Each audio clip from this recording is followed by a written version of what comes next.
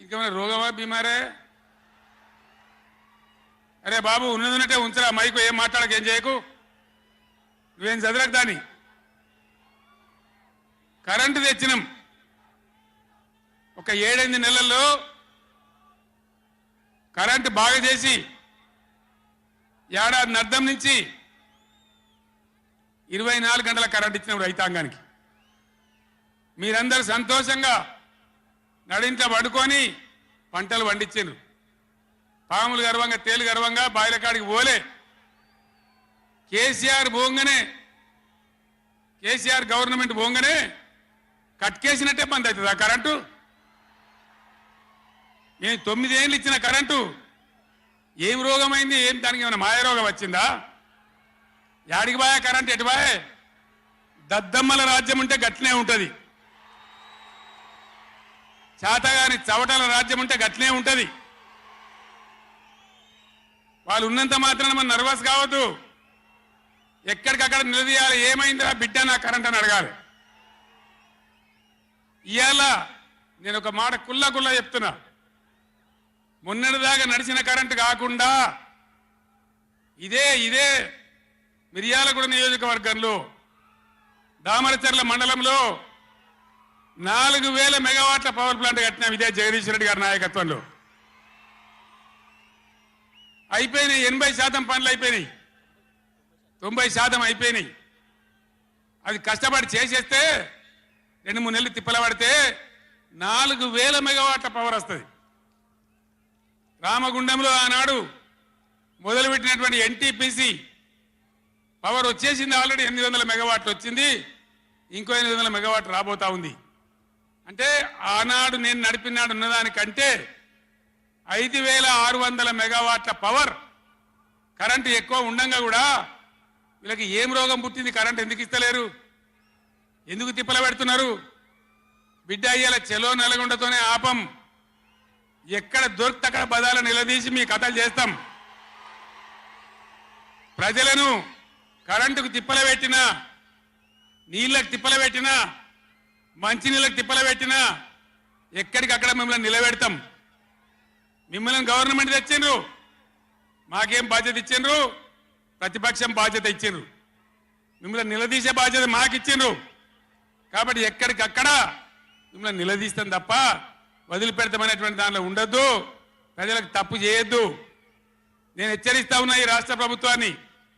ఏ విధంగా BRS government ఇచ్చిందో వెంటనే కరెంటు పునరుద్ధరించాలి. ఆ విధంగా మొత్తం రాష్ట్రానికి రైతాంగానికి కరెంటు ఇవ్వాలి.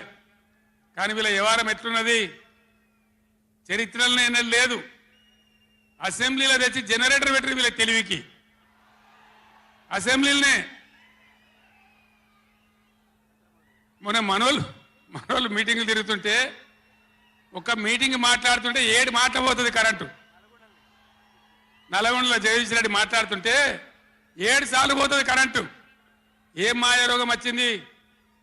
మీకు తెలివి లేక, నడపరాక, చాతగాక ఇలా మంది మీద బదనాం పెట్టి బతుకుదాం అనుకుంటున్నారా? అట్లా కాదు బిడ్డ, జాగ్రత్త. బతకనీయం, ఎంబడబడతాం, వేటాడతాం.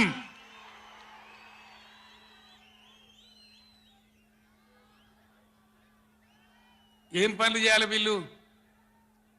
మేము చేసిన కాడికి మేము చేసినాం. మేము చేసిన ఫలితం కండార చూసినాం. తెలంగాణ ఒకనాడు ఏడ్చిన తెలంగాణ 3 కోట్ల టన్నుల వడ్లు పండించింది ఇదే తెలంగాణ. 3 కోట్ల టన్నులు. ఏం బీమారీ వచ్చింది నాకు అర్థం కాదు. రైతు బంధు ఇస్తానికి కూడా శాతం అయితే లేదా? ఇంత దద్దమ్మలా? రైతు బంధు కూడా ఇయ్యరా? నియమ ఇస్తే ఇచ్చినవి, ఇవ్వకపోతే ఇయ్యలే. ఇస్తే ఇచ్చినవి, ఇవ్వకపోతే ఇయ్యలే. అన్నదాతలను పట్టుకొని రైతులను పట్టుకొని రైతు బంధు అడిగాను అని చెప్పుతోని కొట్టున్నట్టవా? ఎన్ని గుండెలురా మీకు? ఎట్లా మాట్లాడతారు? కండకావరమా? కన్ను నెత్తికొచ్చినాయా? ప్రజలని నానేది అట్లా. ఒక్క మాట చెప్తున్న, జాగ్రత్త. నోడు దురిసి మాట్లాడటోలారా, చెప్పులు పంటలు పండించే రైతులకు కూడా ఉంటాయి.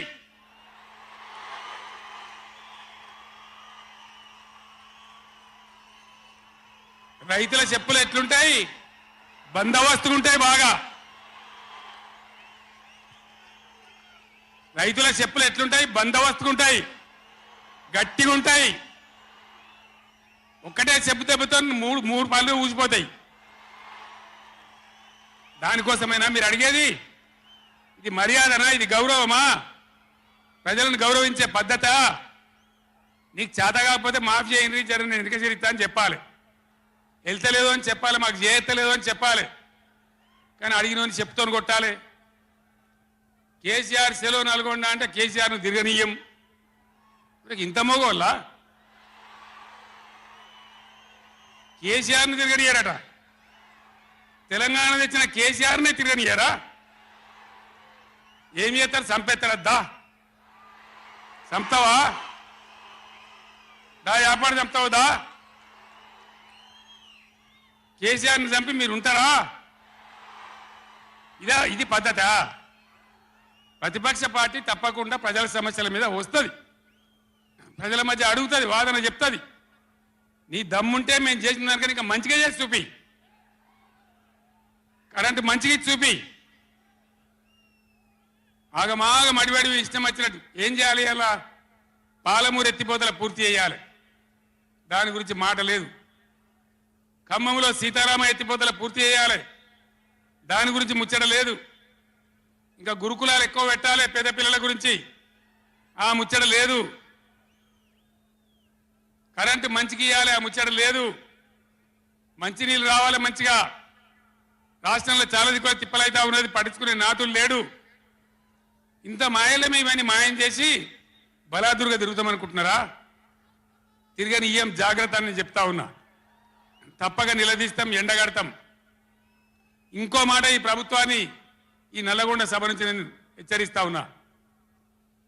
ఇవాళ గోదావరికి ప్రధానమైన ఉపనదే ప్రాణహిత నది.